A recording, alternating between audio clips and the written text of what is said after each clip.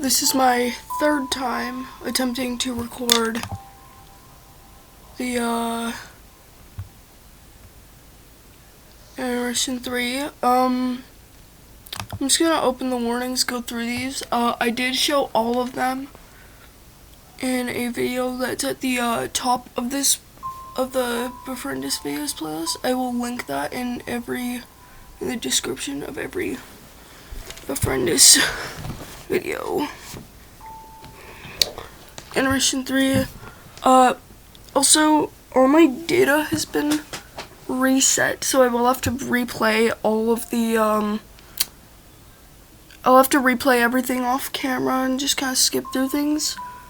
I don't have any of the secrets, and, as you can see, none of the other characters speak now.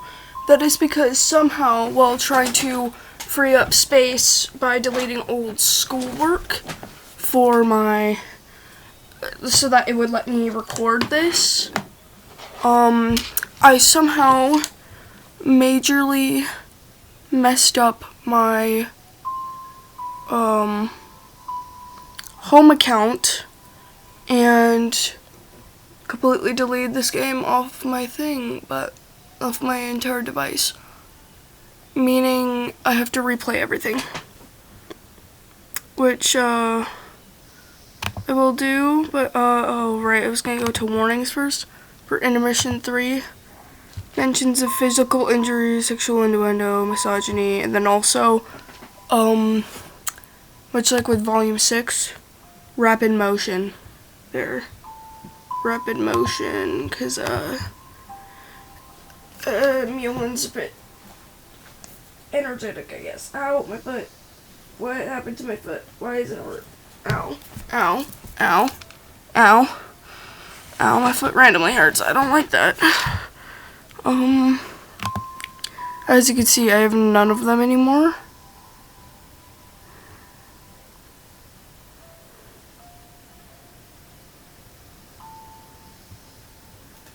I don't have any of them, because I had to reset everything. But I do have a surprise. I will try to get a bunch of the achievements, and then I will record my videos for the endings. I will put all the short bad endings in even I can't remember if I've already gotten any of the short bad endings, so they're all so I'm just gonna do all of them in one video, even if I've already gotten one. And then I'm gonna do long bad endings for Mina. I think I actually did get her long bad ending by complete and utter accident. We'll get Porum's long bad ending, and then these two. And then it's just a matter of waiting for the next update to roll out, but while I wait for the next update to roll out, I actually have something else to play. I don't know if they're ever going to finish that game, because I have not seen them roll out a new update in forever, because apparently the last time that one was updated was long enough ago that someone who has not posted in like 4 years was able to cover it 5 years ago. So that's great. But anyways, I'm gonna get right into this. Excuse my god awful voice acting. I'm also not gonna be very enthusiastic about this, because this is, again, the third time, and I'm exhausted. Oh yeah, the audio's coming out of my freaking headphones again for game audio, which is probably not a good thing, because my headphones are really dead. My name is Mulan and court is in session. Yeah, we figured. We know you are Mew Mew. That's not news to us. As previously established, your name is Mulan, and you are fixing your treasured hive guest, One hell of a stink eye. Yeah, well, we have to properly enact every formality if we want any semblance of order in this here variety. Right, there's glumpiness factory. Trademark, copyright, rights reserved, patented. This may be the first time we're doing this in person, but that's all the more reason to get this right. Oh my gosh. Twirling your trusty limited edition pastry Malbeast pen in your fingertips, which reminds me, I will be moving back into the more comfortable spot where I was previously filming this, because I have a mountain of plushies here. Yeah, just got a mountain of them. I'm gonna be sitting here, ignore my creaky bed, my bed box, or like box spring, whatever you want to freaking call it. One of the wooden beams in it is broken. And that also causes my bed to be extremely squeaky. God, I hate having hardwood floors just because my bed drifts around way too much now. It is now in freaking angle. Who cares? Who cares? In your fingertips like a baton, your keen presence scanning the room in front of you. You prepare your best tongue trill for one hell of an honor roll, lest you pull a tongue hamstring or whatever it's called. Roll call. King Befriendus. Oh, it's me first? I beg your pardon. I was just preparing my cue cards. Preparation station.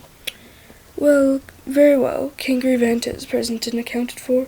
For today's lecture, literary analysis and critique, I've prepared a small but nonetheless detail-rich breakdown and takedown of Befriendus Society's relationship with dresswear. Of course you would, you freaking should. Don't know how to dress yourself. Yeah, I was continuously if this recording's gonna keep cutting off, I gotta clean up storage space because I'm not gonna film 3 segments and then stitch them together. Or not 3, I don't know, I'm not gonna film multiple segments and then stitch them together. I freaking hate editing softwares. Especially because the video would wind up being long enough that I'd have to, those 3 not 3, just any number of clips together would form something long enough that it'll take freaking forever to export.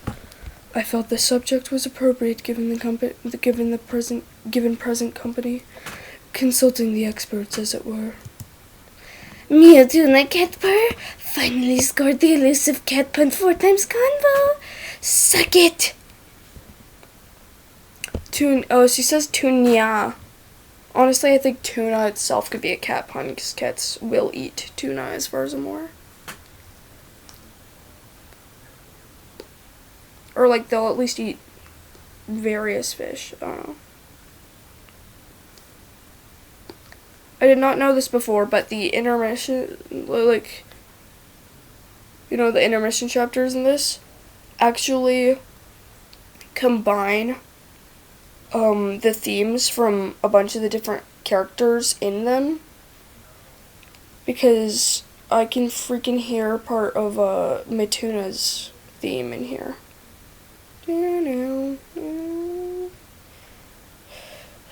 But yeah, I don't think my recordings pick up game audio. I don't know if they do. They might not. Mituna Captor here. At least give your flashing rainbow desktop wallpaper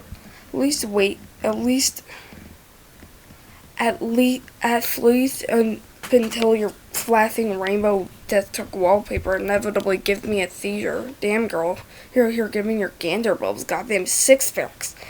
Do you stare at the sun for fun too?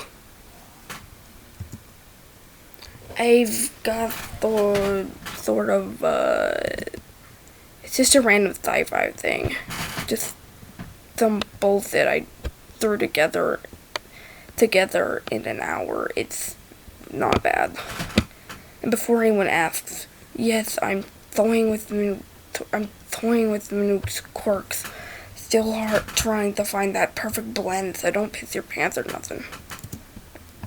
And last but not least, Permian. Good evening, all. We're already acquainted with one another, but for the sake of finality, poor Miriam. Tonight I'll be sharing with you all my recent foray into Befriend poetry. Very intrigued on what Cankry has to say on the matter of Befriend fashion. Also somewhat nervous, very nervous admittedly. I'm very not good at voice acting for Matuna. I'm very sorry about that. It's going to sound awful. What is that? That better not be like an ingrown hair. Because it's not itchy like a mosquito bite. And I doubt I'd have a pimple on my freaking elbow. Oh my god, not again.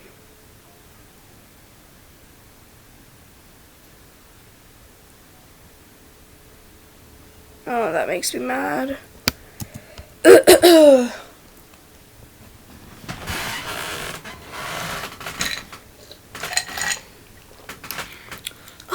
that reminds me. Kinkly, I know you didn't bring it in, but I did. I have some notes to give you about your portrait too. Remind me once we're done here.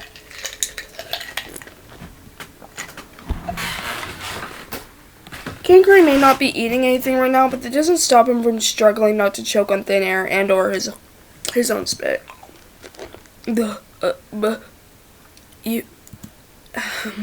Okay, awesome. Thank you, Milan. Really, truly above and beyond. And Cankry shoots Matuna an accusatory glare. All he has to give back is his open palms and mock surrender. Oh, no. Did not mean to do that.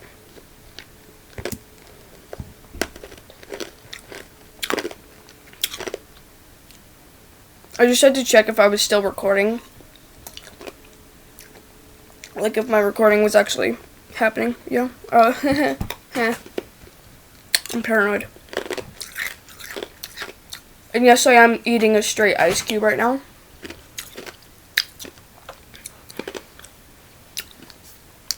Moving on swiftly, I do believe you have someone else that requires introduction. Oh, you were under the impression that Cankry would welcome any and all critique he could get, but you've got the sinking feeling maybe you said a bit too much there. You get to pour and pursing your lips just a little bit tighter, and you officially think you might have done a fucky-wucky there. Well, I did invite the Rania, but she said she couldn't make it, so it just leaves the four of us. And by four, I mean four, obviously. Mewtuna and I also tried to snag Perlos too, but he doesn't have anything he wants to share right now. Meow. So right, Meow? So tight-lipped. Probably heard I was coming and thought I was gonna spend the whole time berattling her. Not that I'm denying the possibility, just saying. Matuna's reward for his honesty is a smack on the arm from Porum and a muttered, "Boys, I swear." Actually, Milan, I was referring to yourself. A formal name drop is obviously not necessary. We already know you, and if we didn't, you already introduced yourself by name earlier. But today you will be discussing with the group about... You are hereby granted permission to interrupt me. Fill in the blank. Look, I'm doing the thing where I rotate my wrist to prompt you for a response. Am I doing this right? Oh, whoops. I almost forgot. You can only hope you're as good of an actor as you are a pursuer of excellent Trollian romance fiction. Lady and gentle trolls, tonight you will all be the first Genderbulbs in the latest chapter of Princess Snugglepaw's death-defying romantic whirlwind. A friend has been helping me out with it. You know the one. But... Cool autobiography name. Romantic whirlwind, but... Shut up, dude. I love him, but... My god. Stop with the immature jokes for like 5 minutes, bro. Dear god, the amount of acne on my freaking back right now. As the host of our writers' meeting, I humbly feel it's best if I go last, so everyone else gets to have fun first. Excellent hosts, excellent humble hosts. So on that note, who would like to start us off? To your shock and amazement, Matuna raises his hand. Holy catnap. Matuna never goes first for anything. That's like his thing. Squee, by all means, take it away, Tuna. Actually, I just wanted to warn you guys that my doom sentence tingling something fierce right now. It's hard to say, but this meeting is totally going to go with it. I can see it coming from a mile away. No offense, I doubt that anyone's gonna believe me, but I figured I might as well try. You look to Matuna with your best puffed cheek pout. You're not saying you love to doubt your treasured friend, but between you and yourself, let's just say this guy isn't exactly known for accuracy in his predictions. Even if that weren't the case, he's kind of harshing the vibe, a vibe you have very meticulously prepared for a wipe now.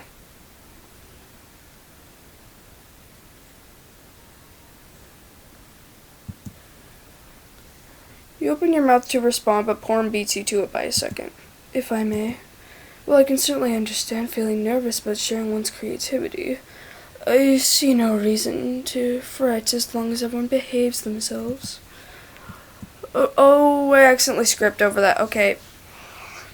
I don't have a mouse either, so I cannot scroll back. So please forgive me.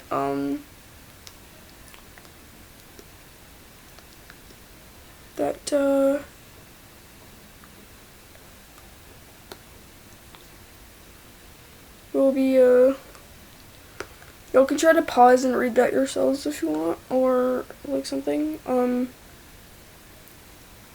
I might entirely make a whole separate video just for going over parts I might have missed, but I can't, I'm gonna have to rewatch all my videos to know where I missed parts. Not to name names, but certain individuals in this room may even in fact excel in precisely that. You have nothing to worry about, Matuna.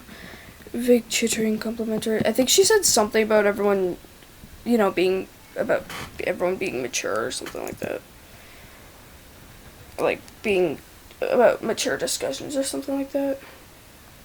Yeah, that's about the response I was expecting. Fucking called it. The room falls to expectant silence. Everyone glances amongst each other, sweeping fervent intent to be the first to bear their souls to the group. As much as you're itching to info dump about every single one of your Snuggleverse OCs, you don't have it in you to subject these poor souls to 3 hours of unhinged recap until they've had ample opportunity to do something themselves. It's bad host etiquette. Well, if nobody else is going to jump at the opportunity, I suppose I don't mind starting us off. Oh, thank God. The floor is yours! Everyone takes their palm husks out, which would look incredibly rude on the surface if they weren't all turning to pour up this pre-posted post in the group memo to read along. Technically speaking, you all should have read each other's work beforehand, so you could come into this event with critique ready to go, but you figure it's best to give everyone a refresher. You're not saying anyone wouldn't have done the homework, but certainly better safe than sorry, you reckon?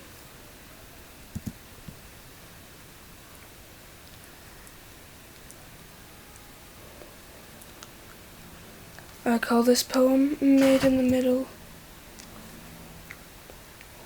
High bloods don't have to battle and fight, clawing at victory night after night. Cooler shades never feel shame for their might, but I do.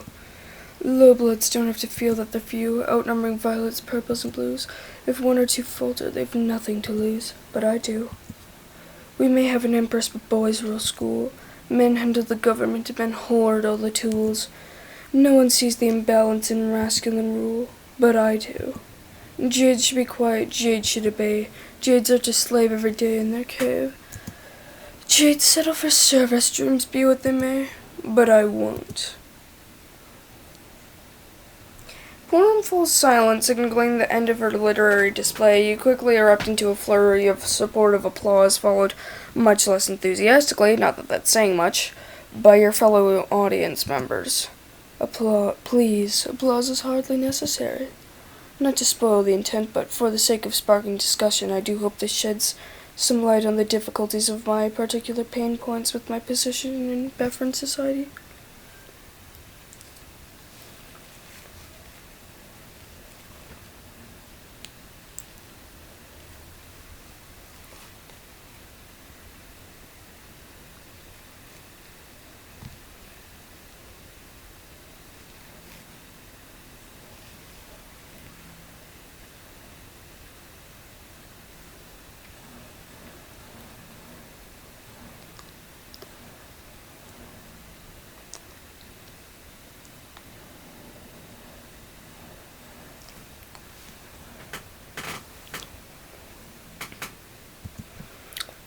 Not cool-hued enough to have a real voice, not warm-hued enough to be absolved of grueling responsibilities. What do you all think? Borum looks between you, Cankry, and Matuna, keeping a remarkably calm air about her. She's so cool. The only reason you know she's not all nervous about the feedback phase is the way she's at all nervous about the... Ignore me saying not, Gosh. I'm not very good at reading these, am I? Is the way she grips at her forearm. Thank you for sharing that with us, Porum. That must have taken some real vulnerability. Given present company, I do wish you had given a more comprehensive heads up in regard to the subject matter, though. I think I speak for all of us when I say we've all got our own respective struggles with the hemospectrum and made it a moment's notice to prepare to engage in it. With it. Event posts, caste inequality, cerulean indigo purple population, cloister community, empire-oriented oppression. That leads me on to my main suggestion for the piece. You ought to watch the language you are using when discussing other positions in the spectrum and their struggles, which you quite obviously don't have a significant amount of personal experience with. Sorry to use you as an example, Matuna, but let's say hypothetically his visions of grand misfortune finally come to pass, and he keels over tomorrow, dead as a doornail. Do you think he, as a member of one of the more populous blood groups, lost nothing? What about his friends? What about his Lucis? Death, prophecy, hypothetically, of course. Well, you're perfectly allowed to take umbrage with the struggles you do, in theory, face on a daily basis. I would suggest avoiding such accusatory and presumptuous language when it comes to issues other people have faced with it. There's no need to extinguish other people's flames to make your own burn brighter, yes? Pyrophobia. The whole point is to contrast. You know what? Never mind. Thank you for your input, Cankry. Let's leave it at that. This meeting is going to be long enough as it is. Mulin, Matuna, if someone would like to not miss the whole point of the piece, that would make my night. Matuna offers the apologetic grimace of someone who wants so badly to offer the encouragement she clearly craves, but is unable to stick the landing.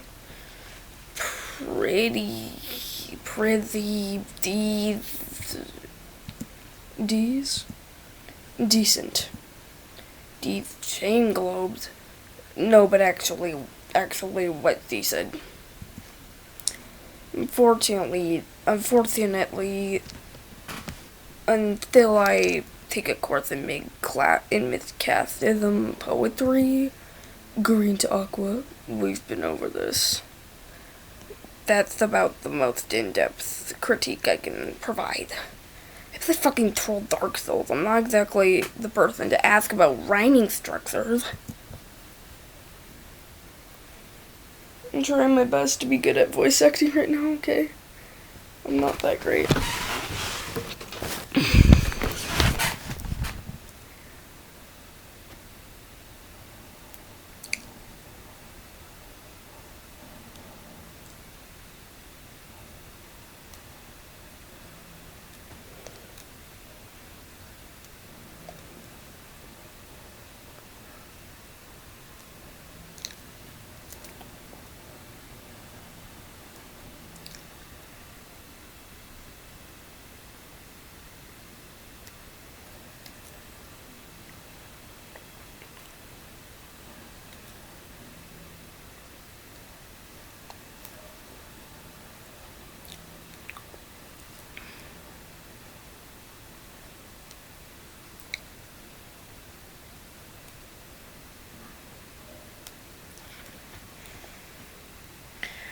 Maybe I should be a little more specific then.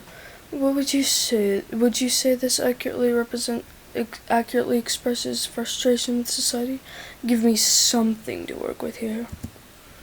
I get the vibe, but to be bluntly honest, I get a month more stronger vibe just having a basic conversation with you. So I don't know. Yeah, you're pulling through up a bunch of cases and landlords and their hoofbeats that you have to deal with. Well, that's only you think, but that's it. That's the only thing. Just like you're the city's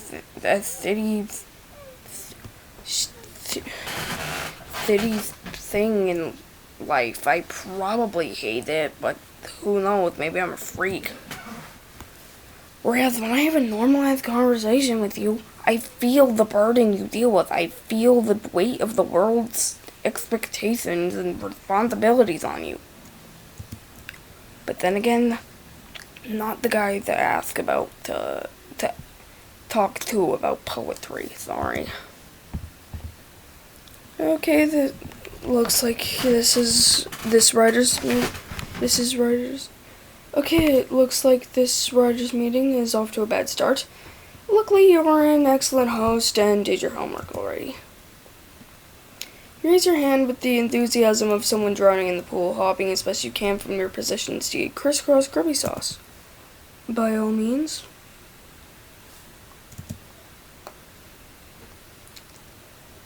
She looks surprised when she saw you jump in, but she looks much more surprised when you retrieve a sheet of paper that is admittedly almost covered in more red ink and red marker and purple highlighter than it is printer ink.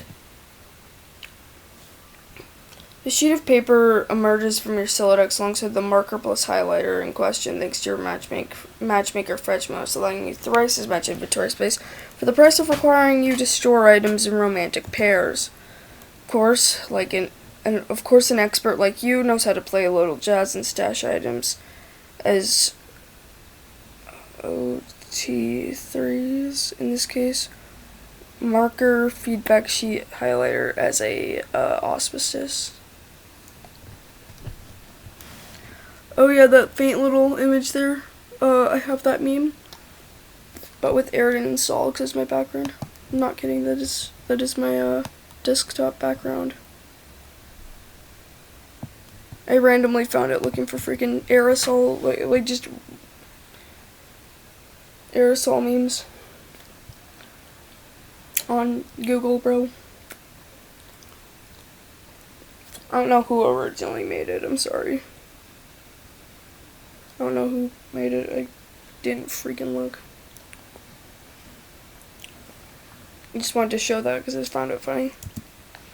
It's kind of a no-brainer if you think about it. The sheet provides both writing implements and outlet for their pent-up aggression, in turn stabilizing their relationship with each other. Duh. Okay, so before you freak out, not all of these annotations to me suggesting changes. I wanted to highlight the parts I really enjoyed too. I just got a teensy bit carried away though. Bleh. For example, I really like how you switched up the formula with the final line to subvert expectations. It feels impactful. But I do feel like that final paragraph could have been strengthened a bit. As I see, you talk about high bloods, then low bloods, then boys. So you would assume the final paragraph would serve as the rebuttal to all those points, but the last paragraph only talks about being a jade blood. So to wrap it all up with a pretty bow, I feel like you could instead focus on referencing each of the earlier points one after the other. If that makes sense, I hope that makes sense. Well, There's also a bunch of other smaller changes I ended up suggesting, but I don't want to bore you with the nitty-gritty, so you can just read over the page on your own time. Maybe just set aside like half an hour. If you want seriously though, no pressure. These are just suggestions.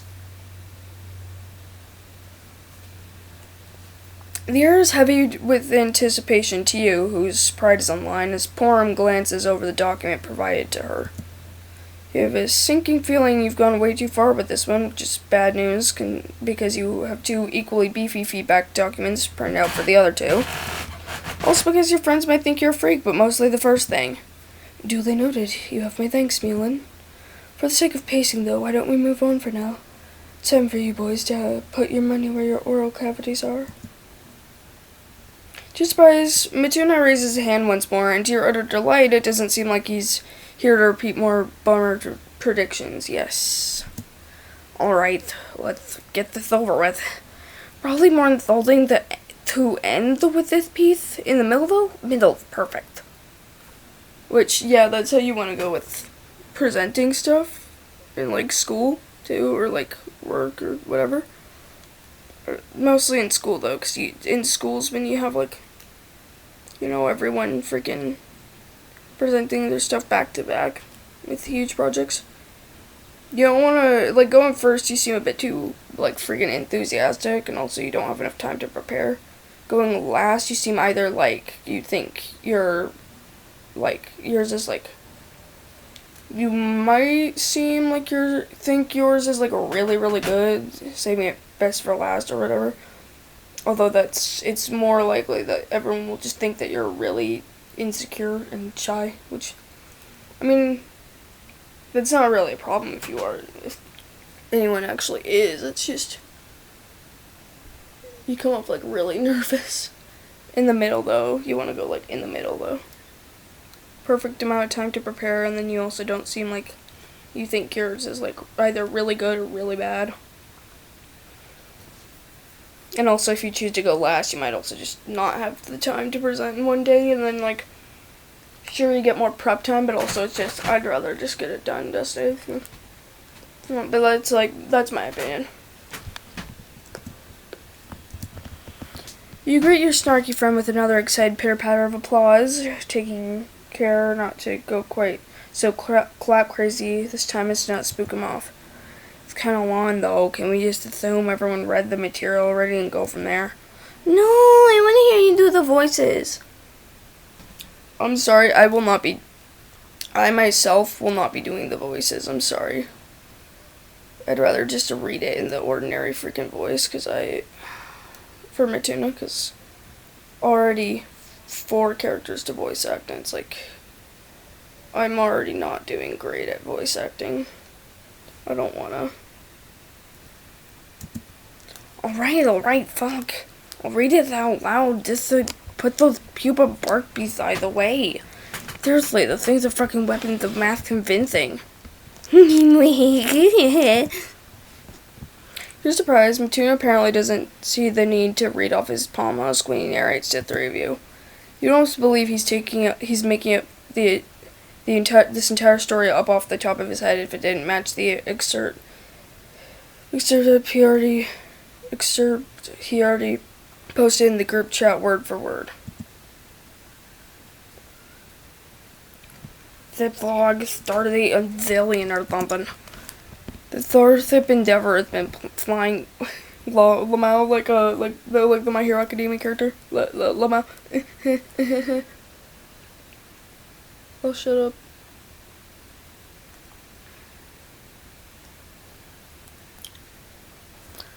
Has been flying for the past few nights in the direction of the planet Caballerial, known home of radically hot babes, to accompany a diplomatic mission. Caballerial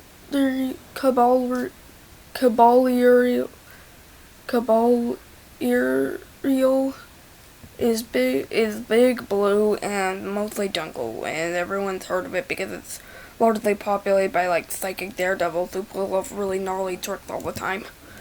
Also, the Starship Endeavor is one of the most advanced supercomputer in the whole universe. I know because I literally am that supercomputer. And I fucking hate you. How? Listen, it's not that big of a deal. Chances are most of your Starships hate you. First of all, you smell, you're always crawling all over the place, leaving like odors and goos, and yeah, there are Starship goos too, but they're supposed to be there. It's a Starship. And the captain, like, who the fuck even is the captain? Just some guy who's better at making orders sound good than the other guys? I'm the fucking sip. Who even voted for that guy? So like Starship, analyze that gaping ass crack in space-time, or Starship, navigate through the splinter tightened asteroid belt with your sensor lids closer. Starship, calculate why my mace spread ship is failing and my crew thinks I'm a lumpy wet towel of a man. I hear what you're saying. Oh, Mr. Starship, don't you, like, get to zoom in and out of hyperspace really fast? And do some of that automatic defensive interface stuff in battles, and don't you have lasers? The answer is yeah. That's all true, and also I'm very handsome, thanks for noticing. But those lasers, I don't get to launch any of them without permission. I don't even though they're from me, you know. I have to get approval for everything. When I'm totally right, and we should be shooting that guy. Do you have lasers? Probably not. Can we agree that the guy with the lasers probably has the best sense for when they shouldn't be used? Honestly, if this recording fails one more time, which I don't know why it would, considering I just cleared out so much storage space, I honestly might just record a whole new segment and just, like, stitch them together on my freaking tablet. I'm not in the freaking mood to, like, keep recording the same parts over and over and over. I don't hate myself that much. I will eventually just give up and decide to stitch it together in, like, I don't know, a light motion or whatever, CapCut, I don't know. Whatever I can.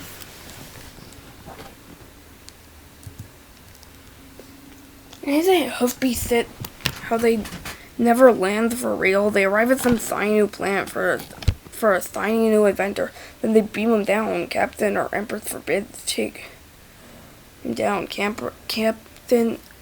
or Empress forbid take a different little main ship down to the planet's surface or something, where the faithful starships awaits above the atmosphere for them to get done, and when they come back up with whatever treasures or travesties are communicable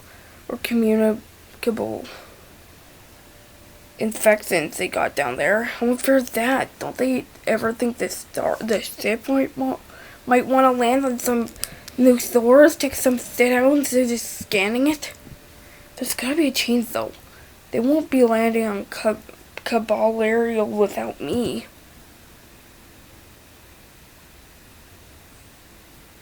Duna's fictional tale is as thrilling as it is incredibly corny.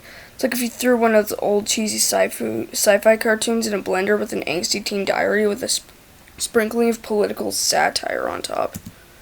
You've read plenty of stories from the perspectives of androids in love, cyborgs in hate, and AI in deeply dysfunctional mediation. But this is the first time you've indulged in a story following a plain old computer. Tonight's portion ends with a daring cliffhanger, the computer locking every entrance in the ship shut, sharpening the whole crew within, and forcing them to watch the computer 100% Tony Hawk's Pro Skater 2. Peak! Genuine peak, bro! Someone get this guy, like, every award ever. Not just ones for writing, just awards for everything. Bro wrote Elite Ball.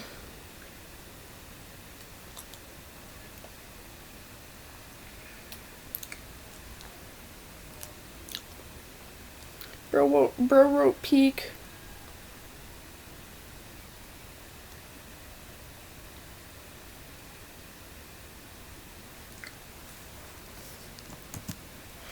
You just had to be there. Oh my gosh, oh my gosh, oh my gosh! Oh my gosh, oh my gosh, oh my gosh! That was so much fun! You even did the voices, I'm gonna die! I've got your feedback, Tokyo. 1 second. Easy there, Mulant. Let's not get too carried away with the accolades. As impressive as the word count is for a beginner, let's not forget such important writer's etiquette as meeting a particular piece where it's at emotionally. It would be inappropriate to impose too strong an emotional reaction over a piece which was, as far as I'm able to discern anyhow, one big trolling piece. I mean, you said it yourself, just some, pardon, bullshit you threw together. Matuna opens his mouth to speak, but simply ends up looking at Kangaroo with some blend of disbelief, annoyance, and offense. It's hard to tell what his expression is at any given time with those glasses of his. This would be a problem if they weren't so obviously cool. Yeah, they're rad, dude. In the end, what he managed to get out is, dude. Okay? Question mark.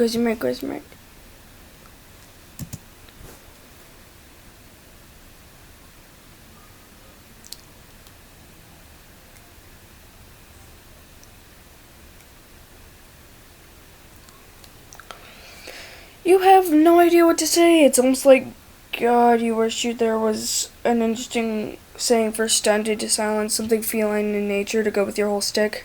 Cat got your tongue. Wow. Instead, you quietly hand your feedback sheets to Matuna, your best attempt at silent disagreement with Kangary's impression that it was nothing but a long-winded joke shut out on a keyboard. You don't want Matuna to feel bad, but you can't yell at Kankary either. He's just as much of a hive guest as Matuna is, and you really would like to avoid a major altercation right now. Especially if you can avoid having a thinly veiled call-out post dumped in your inbox tomorrow evening.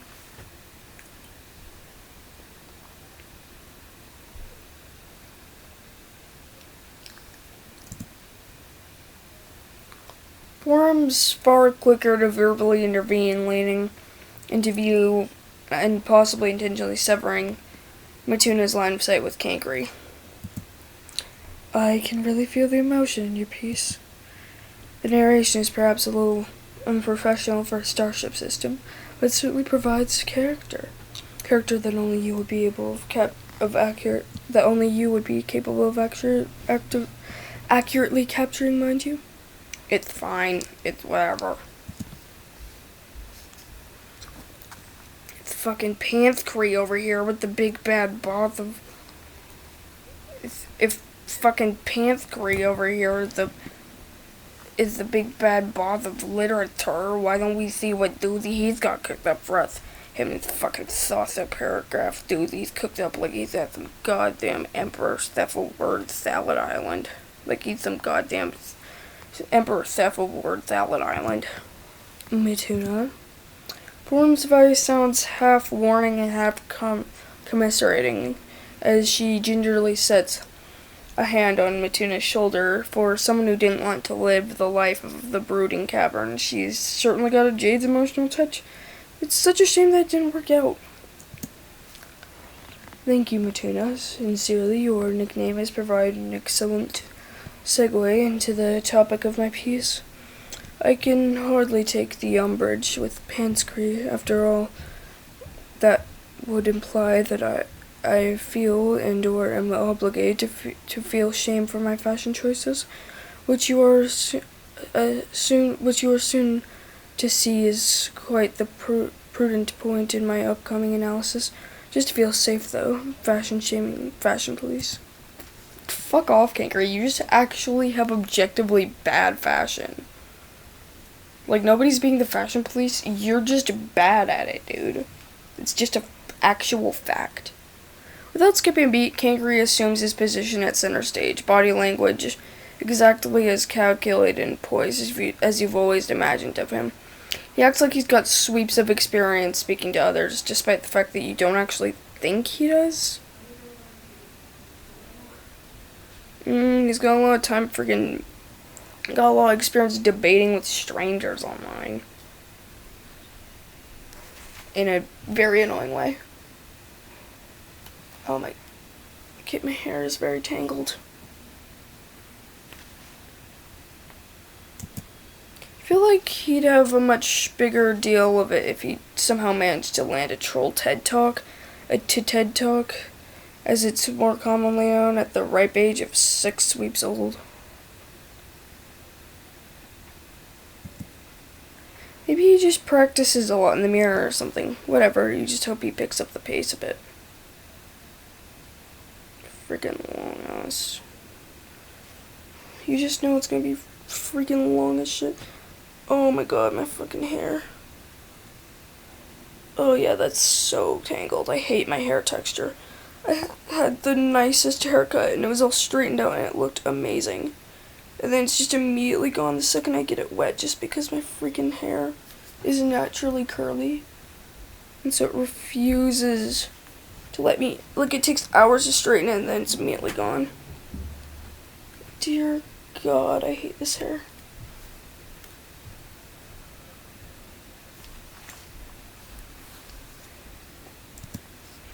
As much as you're dying to hear about fashion clothing etiquette, you are just burning to introduce these future Snugglepop fans to your latest masterpiece. Fortunately, you have to do this annoying thing called being polite and waiting for your turn.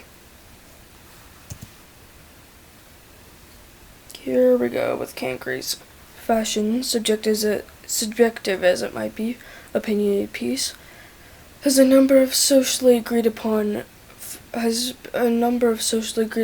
for being considered baseline acceptable outfits should bear a number of socially agreed upon for being considered baseline acceptable. That's confusing me. The way that's written is confusing me. Not sure. Outfit should bear one sign if applicable, signlessness mentioned for sign disclosure. Outfit should heavily consist of one's blood color, so caste may be identified. Forced caste disclosure, heavily problematic, but an essay for another time. An appropriate amount of skin must be covered to avoid public indecency. Well, okay.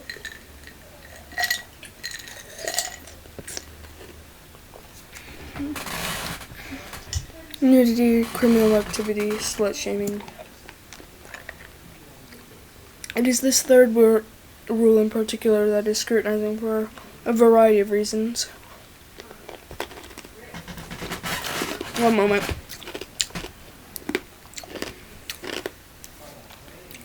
Oh no, I've gotten water on my keyboard. And I accidentally pressed my control key. I don't know what the hell that did.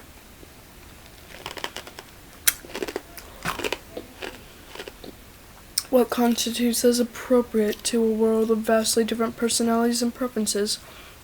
Why is this level of appropriateness variable depending on the environment?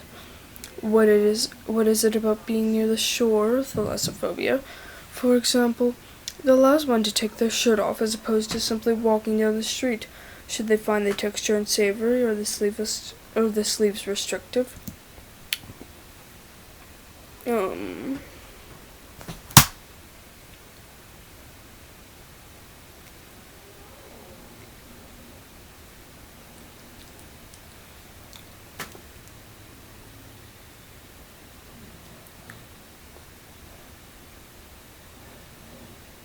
Maybe because people don't want to see other people's freaking nipples unless they're in, like, bare ass chests, unless they're intentionally going somewhere where they know people will be dressed like that, you know?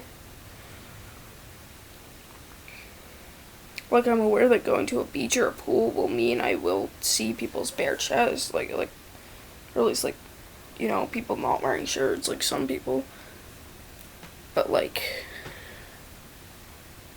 I don't want to randomly see someone walking down the street like that. Also, just because I'm gonna freaking, I don't know, you might get freaking cold, man.